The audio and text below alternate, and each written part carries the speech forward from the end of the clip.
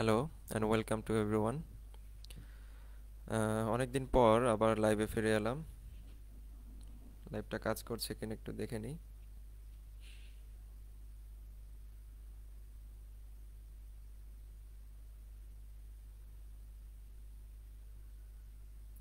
হ্যাঁ, শুরু হয়েছে।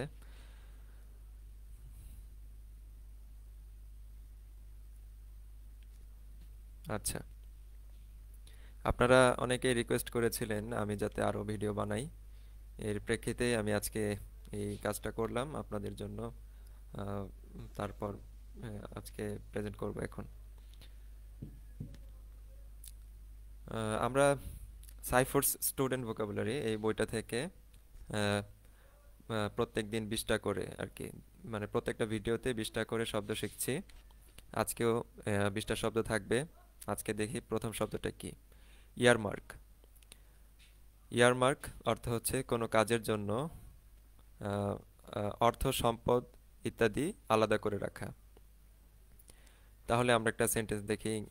The boss has earmarked this money for decoration. এখানে এটার বাংলা অর্থ আমি দিয়ে দিয়েছি, কারণ বইটায় সব বাংলা অর্থ দেওয়া নেই, অনুবাদ দেওয়া নেই, মাঝে মাঝে দু একটা দেওয়া থাকে। তাহলে এটার বাংলা অনুবাদ হচ্ছে, বস টাকাটা ডেকোরেশনের জন্য বরাদ্দ রেখেছেন। হ্যাজ ইয়ারমার্কড, বরাদ্দ রেখেছেন।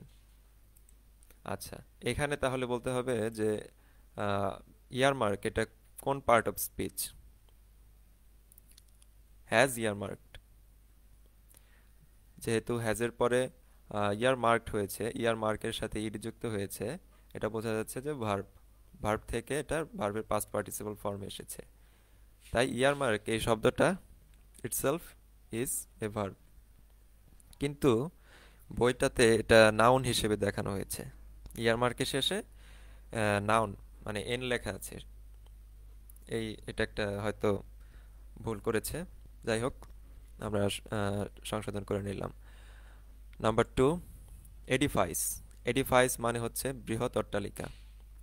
বৃহৎ অট্টালিকা বানানটা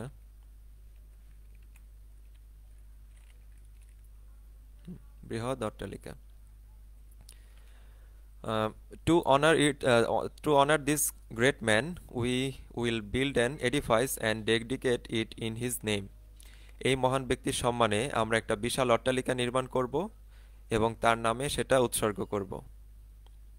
তাহলে এডিফাইস, এখানে এডিফাইস এই শব্দটা কোন পার্ট অফ স্পিচ। বৃহৎ অট্টালিকা, যেমন আমরা বলতে পারি হাউস বা বিল্ডিং। এই শব্দগুলো বললে তখন আমরা কি ওটা দিয়ে কি বুঝতে পারি?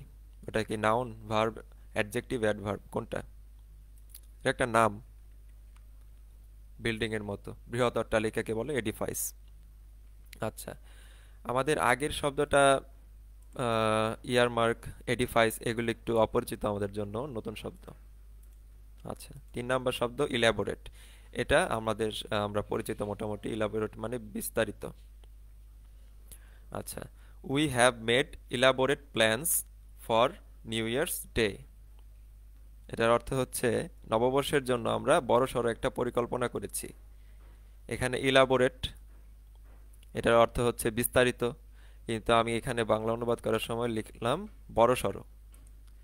আমি এখানে বিস্তারিত একটা পরিকল্পনা করেছি, এটার চেয়ে বাংলা সুন্দর হয় বড়সড় এই কথাটা লিখলে।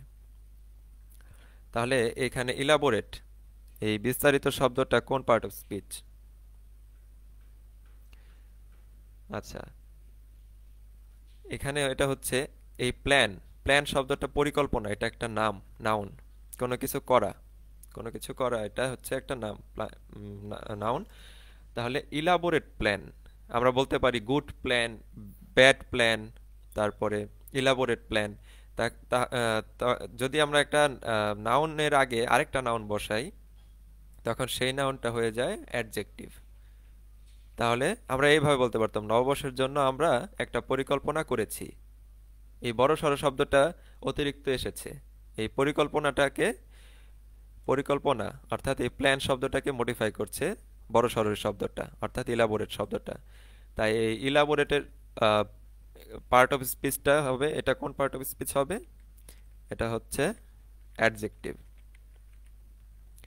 আচ্ছা, নাম্বার 4, এলিমেন্ট। এলিমেন্ট মানে হচ্ছে প্রাথমিক স্তরের সূত্র, নিয়ম অথবা উপকরণ। আমরা উপকরণ হিসেবে এলিমেন্টকে চিনি, বেশিরভাগ ক্ষেত্রে উপকরণ, এলিমেন্ট বললেই আমাদের মাথায় ভেসে আসে উপকরণ। তাহলে প্রাথমিক স্তরের সূত্র বা নিয়ম, এটা দিয়ে একটু দেখি সেন্টেন্স কি লেখা আছে। Before learning physics you must know the elements of math. অর্থাৎ পদার্থবিজ্ঞান শেখার আগে তোমাকে অবশ্যই প্রাথমিক স্তরের গণিত শিখতে হবে। তাহলে এখানে প্রাথমিক স্তর এই শব্দটা আমরা ব্যবহার পেয়েছি। প্রাথমিক স্তরের গণিত অথবা যে কোনো কিছু নিয়ম বা সূত্র, গণিত তো নিজেই নিয়মের ভিতরে চলে, সূত্রের দ্বারা গণিত পরিচালিত হয়, আমরা জানি। কিন্তু আমরা যদি এইভাবে বলতাম পদার্থবিজ্ঞান শেখার আগে তোমাকে অবশ্যই উপকরণ, গণিতের উপকরণ শিখতে হবে বা এরকম, মানে তখন শব্দটা বা অনুবাদটা সুন্দর হতো না। তাহলে এলিমেন্টটা আমরা বিভিন্ন অর্থে এটার প্রকাশ পাই, ব্যবহারটা পাই। Number 5, elsewhere. এলসওয়্যার মানে অন্যত্র। আচ্ছা, আমরা কি এর আগেরটা এলিমেন্টের দেখি নাই? কোন পার্ট অফ স্পিচ? উপকরণ, এটা হচ্ছে নাউন। নাম্বার 5, এলসওয়্যার মানে অন্যত্র বা অন্য কোথাও। He didn't like this school so he went elsewhere to college. সে এই স্কুলটা পছন্দ করেনি, তাই সে অন্যত্র একটা কলেজে গিয়েছিল। আচ্ছা, এখানে আমি আরেকটু বলে রাখি, যদিও এটা ভোকাবুলারি শেখার ক্লাস, তারপরেও উচ্চারণের ক্ষেত্রে আমরা কি করি, যদি আস্তে আস্তে বলি, যেমন হি ডিডেন্ট লাইক দিস স্কুল, তখন কোনো সমস্যা নেই। যদি আমরা তাড়াতাড়ি বলতে চাই, তখন এই দিস এর এস আর এই স্কুলের এস, এই দুটাকে একসাথে আমাদের পড়তে হবে। এরকম, হি ডিডেন্ট লাইক দিস স্কুল, এভাবে একসাথে পড়তে হবে। যাই হোক, আহ, আমরা পরে এগুলো শিখব। He didn't like this school so he went elsewhere to college. সে স্কুলটা পছন্দ করেনি, তাই সে অন্যত্র একটা কলেজে গিয়েছিল। এটা হতে পারে একজন চাকরি খুঁজছে, আহ, যে কোনো একটা পদে, হয়তো শিক্ষক পদে অথবা আহ, অন্য কোনো একটা পদের জন্য সে চাকরিতে গিয়েছিল একটা স্কুলে। সেখানে সে স্কুলটা পছন্দ করেনি, সে একটা কলেজে গিয়েছে। কিন্তু ছাত্রের বেলায় তো এরকম হয় না, শিক্ষার্থীর বেলায় তো এরকম হয় না যে সে এই স্কুলটা পছন্দ করলো না, সে কলেজে অন্য একটা কলেজে গেল, এটা তো হয় না। সে তো স্কুল পছন্দ না হলে অন্য আরেকটা স্কুলে যাবে। তাহলে এলসওয়্যার এই শব্দটা আপনারা একটু চিন্তা করেন, এটা কি হতে পারে? এলসওয়্যার এই শব্দটা কোন পার্ট অফ স্পিচ হতে পারে?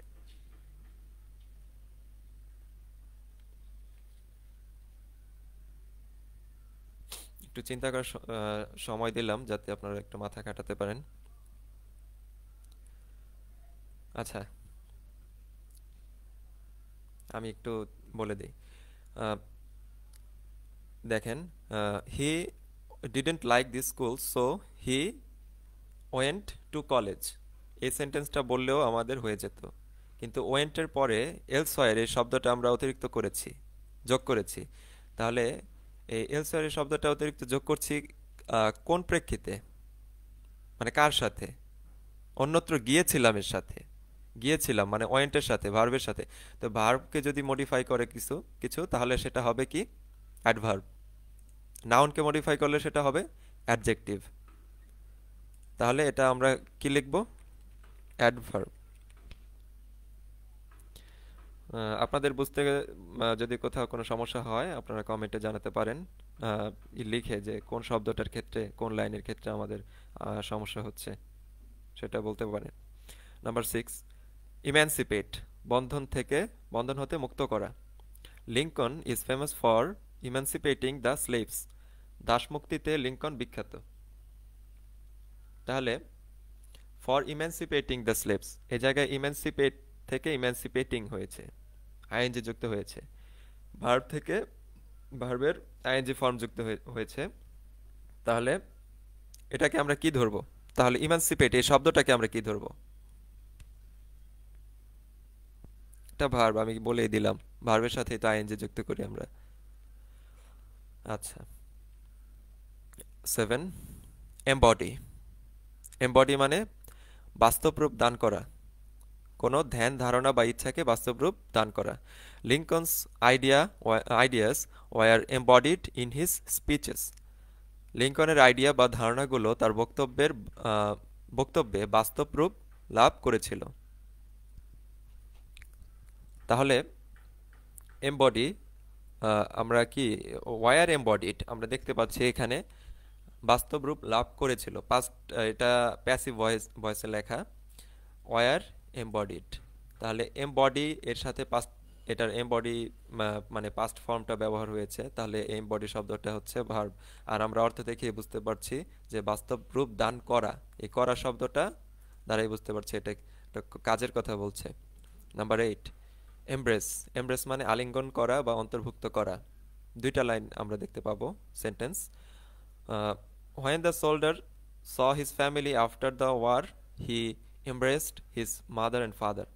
যুদ্ধ শেষে যখন সৈনিকটি তার পরিবারকে দেখল, সে তার মা এবং বাবাকে আলিঙ্গন করল, মানে বুকে জড়িয়ে ধরল। তাহলে এই এমব্রেস মানে আলিঙ্গন করা, এটা ভার্ব হচ্ছে প্রথমটার ক্ষেত্রে। দেখি পরেরটার ক্ষেত্রে কি হয়। This speech embraces all my major ideas. এই ক্ষেত্রেও এমব্রেসেস ভার্বের পরে ইএস মানে এস যুক্ত হয়েছে, এমব্রেসের পরে এস যুক্ত হয়েছে এমব্রেসেস হয়েছে। তাহলে এটাও একটা ভার্ব, দুই ক্ষেত্রে এটা ভার্ব। মানে এটার বাংলা কি? এই বক্তব্যের মাঝে আমার বড় আইডিয়াগুলো অন্তর্ভুক্ত আছে। This speech embraces all my major ideas. এই বক্তব্যের মাঝেই আমার বড় আইডিয়াগুলো অন্তর্ভুক্ত আছে। Number 9, emerge. ইমার্জ মানে আবির্ভূত হওয়া।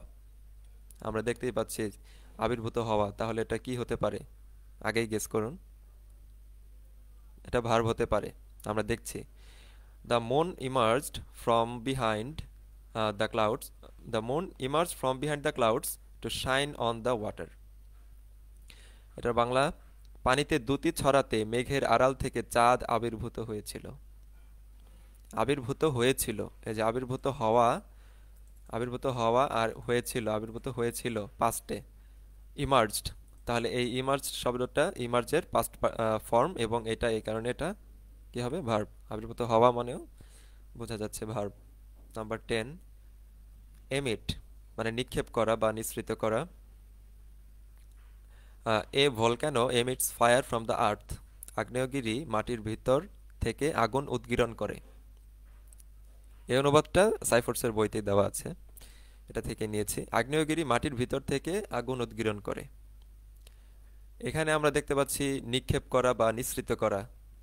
নিঃসৃত করা বা নিক্ষেপ করা এই শব্দটার সুন্দর হয় না দেখে তারা এই শব্দটা দিয়েছে উদগীরণ। এটা যথোপযুক্ত বা অ্যাপ্রোপ্রিয়েট হয়েছে। তাহলে বলতে হবে এমিট মানে কি? মানে মানে তো আমরা দেখেই নিয়েছি, মানে কোন পার্ট অফ স্পিচ এটা? নিঃসৃত করা বা নিক্ষেপ করা, তাহলে এটা ভার্ব। আমরা অর্ধেকে এসে গেছি, বাকি অর্ধেক। Number 11, emphasise. এমফেসাইজ মানে হচ্ছে কোনো বিষয়ে জোর দেওয়া। In our school we emphasise math and science. আমাদের স্কুলে আমরা গণিত এবং বিজ্ঞানে জোর দেই।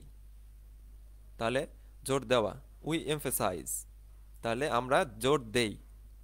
দেখুন এই জায়গায় এমফেসাইজ এই শব্দটা ছাড়া আর কোনো ভার্ব নেই এই সেন্টেন্সটাতে, তাহলে আমরা সহজেই বুঝে নিতে পারছি এটা একটা ভার্ব। এই পার্ট অফ স্পিচগুলো আমরা কেন শিখছি?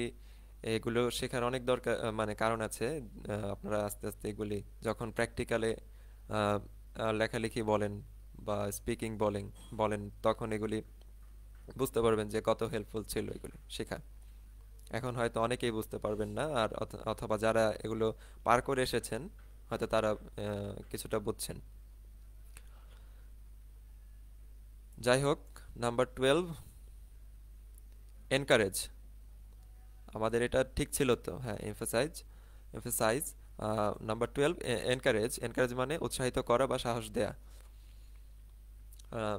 I encourage all my children to study hard in school. আমি আমার সব বাচ্চাকে দৃঢ়তার সাথে স্কুলে পড়াশোনা করতে উৎসাহিত করি বা কঠোরভাবে পড়ালেখা করতে উৎসাহিত করি। উৎসাহিত করা, ইমার্জ, সরি, এনকারেজ। তাহলে বোঝা যাচ্ছে এটাও ভার্ব। 13, এনফোর্স, এটাও ভার্ব, বাধ্য করা, চালু বা কার্যকরী করা। এ পুলিশম্যান এনফোর্সেস দ্য ল, একজন পুলিশ বা পুলিশ আইন কার্যকর করে। 14, ইনহ্যান্স, মূল্য বা শক্তি ইত্যাদি কি করা, বৃদ্ধি করা। ইনহ্যান্স এটা আমরা জানি মোটামুটি, এটাও ভার্ব হবে। Keeping your house clean and well cared for enhances its value. তাহলে আমরা ক্লিন মানে জানি, মানে এটার অর্থ হচ্ছে পরিষ্কার পরিচ্ছন্ন। কিপিং আওয়ার হাউস ক্লিন, আমাদের সরি ইয়োর হাউস ক্লিন মানে হচ্ছে আপনার ঘর পরিষ্কার পরিচ্ছন্ন রাখা। অ্যান্ড ওয়েল কেয়ার্ড ফর, এই সব এটা হচ্ছে একটা ফ্রেজ, এটার অর্থ আমরা অনেকেই জানি না। ওয়েল কেয়ার্ড ফর মানে টু টেক কেয়ার, মানে হচ্ছে যত্ন নেওয়া, কোনো কিছুর যত্ন নেওয়া। তাহলে ঘর পরিষ্কার পরিচ্ছন্ন রাখা প্লাস এটার সাথে আনুষঙ্গিক অনেক অনেক বিষয় জড়িত আছে। হ্যাঁ, এই যত্নশীল হওয়া ঘরের সব বিষয়ে, আহ, এই বিষয়গুলো করলে আমরা আমাদের কি হবে, ইনহ্যান্সেস, মানে ইনহ্যান্স এই ভার্বটা থেকে ইনহ্যান্সেস হয়েছে, যেহেতু এটা একটা সাবজেক্ট হিসেবে আমরা দেখতে পাই, ধরে নেই, তাই এটা ইনহ্যান্সেস হয়েছে। সিঙ্গুলার ফর্ম হিসেবে ধরে নিয়েছি সাবজেক্টটা, তাই এটা ভার্বটাও হয়েছে সিঙ্গুলার। ইটস ভ্যালিউ, তাহলে কি হবে যে আপনার ঘর পরিষ্কার পরিচ্ছন্ন রাখা এবং এর যত্ন নেওয়া এর মূল্য বৃদ্ধি করে। ভ্যালু মানে কি আমরা জানি, মূল্য বা মান, এটা বলতে পারি আপনার ঘরের মান বৃদ্ধি করবে। মানে এটার অর্থ হচ্ছে যে আপনার ঘরে কেউ আসলে সে মানে আকর্ষিত হবে, এরকম একটা বিষয়। আচ্ছা, নাম্বার 15, এনলিস্ট, তালিকাভুক্ত করা, এটা আমরা নিঃসন্দেহে ভার্ব দিতে পারি। The boy was enlisted in the army when he was 18, ছেলেটি 18 বছর বয়সে আর্মিতে যোগদান করেছিল। তা অন্তর্ভুক্ত বা তালিকাভুক্ত করা আর যোগদান করা। তালিকাভুক্ত আমরা বলতে পারতাম, কিন্তু এটা শব্দটা সুন্দর শোনায় না, যে ছেলেটা 18 বছর বয়সে আর্মিতে তালিকাভুক্ত আহ, হয়েছিল। আহ, ছেলেটি 18 বছর বয়সে আর্মিতে যোগদান করেছিল, তালিকাভুক্ত হয়েছিল, এটার চেয়ে আমরা যোগদান করেছিল বললে সুন্দর হতে হতে পারে। তাহলে আমরা কিন্তু এখানে শুধু ভোকাবুলারি শিখছি না, এর পাশাপাশি আমরা অনুবাদও শিখতে পারছি। দেখুন আপনারা একটু চিন্তা করলে দেখতে পারবেন। নাম্বার 16, এন্ট্যাঙ্গেল, এন্ট্যাঙ্গেল মানে হচ্ছে জট পাকানো, জট পাকানো বা ঝামেলায় জড়িয়ে পড়া।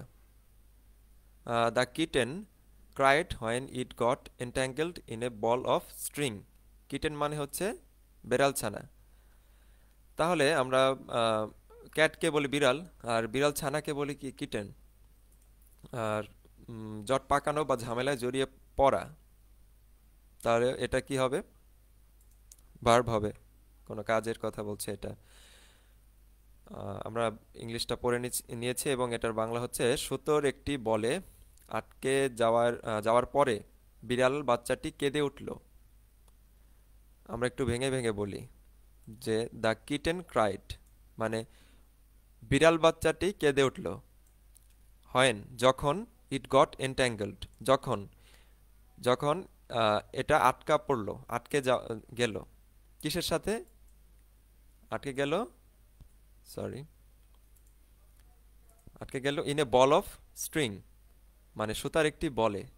সুতার স্ট্রিং মানে হচ্ছে সুতা, সুতার বল থাকে, ওই সুতার বলে আটকে গেল। নাম্বার 17, এনথুজিয়াস্ট মানে কৌতূহলী ব্যক্তি। My husband is a sports enthusiast, he watches sports on TV everyday. আমার স্বামী একজন খেলা পাগল লোক, এখানে দিয়েছি কৌতূহলী ব্যক্তি, আর এখানে আমরা দেখতে পাচ্ছি লেখা অনুবাদ করেছি খেলা পাগল লোক। এখানে আমার স্বামী একজন কৌতূহলী লোক, আহ, এটা খেলায় কৌতূহলী লোক, এটা দেওয়ার চেয়ে খেলা পাগল লোক, আপনারা নিজেই বিচার করুন বা বিবেচনা করুন কোনটা শুনতে ভালো লাগে, কোনটা বেশি মানায়, ওইটাই আপনারা মানে শেখার চেষ্টা করবেন এবং আপনাদের আপনাদের লেখা বা বলার ক্ষেত্রে এটা আনার চেষ্টা করবেন। আচ্ছা, তারপরে কি এই অংশটার পরে সে প্রতিদিন টিভিতে খেলা দেখে। পুরোটা কি, আমার স্বামী একজন খেলা পাগল লোক, সে প্রতিদিন টিভিতে খেলা দেখে। আচ্ছা, নাম্বার 18, এন্টাইটেল, অধিকার দান করা। অধিকার দান করা, verb. As a student here you are entitle to use the services at the health centre. এখানের একজন শিক্ষার্থী হিসেবে তুমি এই স্বাস্থ্য কেন্দ্রের সুবিধা পাবার অধিকার প্রাপ্ত। মানে হচ্ছে তুমি যেহেতু এই স্কুলের একজন এই স্কুল হোক আর একটা যে কোনো একটা প্রতিষ্ঠান, একাডেমি হোক, এটার একটা শিক্ষার্থী হিসেবে আহ, তুমি এই একটা স্বাস্থ্য কেন্দ্র ওটার ভিতরে আছে, তুমি ওটার সার্ভিসটা গ্রহণ করতে পারবা, ওটা বলা হচ্ছে। নাম্বার 19, এনভি মানে ঈর্ষা করা। ঈর্ষা করা, তাহলে এটা আমরা ভার্ব দিতে পারি। The child envied her friend because the friend had a new bicycle. তার বন্ধু একটা নতুন সাইকেল কেনায় বাচ্চাটা ঈর্ষা করলো। আচ্ছা, sorry, where we were, entitle envy. Number 20, epoch. Epoch মানে হচ্ছে ইতিহাসের কোনো সময়। Henry Ford's automobile began a new epoch in the history of transportation. Transportation মানে হচ্ছে যাতায়াত। হেনরি ফোর্ড একজন মানুষের নাম। হেনরি ফোর্ডের যে মোটর গাড়ি সে যে আবিষ্কার করেছিল, প্রথম বানিয়েছিল, আহ, সেটা মানে সেই আবিষ্কৃত গাড়িটা যাতায়াতের ইতিহাসে নতুন সূচনা করেছিল, মানে মানুষকে নতুনভাবে সেবা দিতে পেরেছিল, একটা বড় পরিবর্তন এনেছিল আর কি, যেটা বলা যায়। কিন্তু এখানে পরিবর্তনের কোনো কথা আনেনি। আহ, অনেক কিছুই তো বলা যায় হয়তো সেখানে, এখানে এটা আনেনি। এটার অনুবাদটা এটা হতে পারে। তাহলে এই এপক মানে কি? ইতিহাসের কোনো সময়। এটা একটু আপনারা চিন্তা করুন, এপক কি হতে পারে? ইতিহাসের কোনো সময়। সেন্টেন্সটার দিকে লক্ষ্য করুন আরেকবার। হেনরি ফোর্ডস অটোমোবাইল বিজ্ঞান এ নিউ এপক। নিউ এপক, দেখেন এই জায়গায় আমরা দুটো জিনিস শিখতে পারবো এখানে। নিউ, নিউ অ্যান্ড এপক, এই দুটা শব্দ আছে, এই দুটাই নাউন, প্রথমত নাউন। তাহলে আমরা এপক শব্দটাকে নাউন আগে ধরে নিই। কারণ কি? কারণ হচ্ছে ইতিহাসের কোনো সময়, এটা তো কোনো কিছু করা বোঝাচ্ছে না, কোনো কিছুকে মডিফাই করছে না, কোনো নাউন বা ভার্বকে মডিফাই করছে না, তারপরে প্রোনাউনও না। ঠিক আছে, তাহলে কিন্তু এই নাও, এটা যেহেতু নাউন আমরা ধরে নিয়েছি, বুঝতে পেরেছি, তারপরে তাহলে এর আগে যেটা যে শব্দটা আছে না, নিউ, এটা কিন্তু এই ইপক শব্দটাকে মডিফাই করছে। তাহলে এই নিউ শব্দটা হবে, যদিও এখানে আমরা উল্লেখ করিনি, তবুও এটা হবে কি, নিউ এই শব্দটা হবে একটা অ্যাডজেক্টিভ। যদি হতো যে Henry Ford's automobile began an old epoch, ইতিহাসের কোনো সময়, ওল্ড এপক এরকম হয় না আর কি, নিউ এপকটাই হয়। তাহলে এই নিউ শব্দটা এপকটাকে অতিরিক্ত কিছু বলছে, নতুন একটা ইতিহাসের সময় শুরু করেছিল, সূচনা করেছিল। আশা করি বুঝতে পেরেছেন। আর যদি কোথাও সমস্যা থাকে কমেন্টে লিখে জানাতে পারেন। আর আজকে এই পর্যন্তই, আমি বিদায় নিচ্ছি। আগামীতে ইনশাআল্লাহ আবার দেখা হবে। আর আপনারা সাথেই থাকবেন। আর যদি কোনো সমস্যা হয়, এটা তো বললামই, বুঝতে যদি কোনো সমস্যা হয় আশা করি জানাবেন। সো ধন্যবাদ সবাইকে ভিডিওটা দেখার জন্য।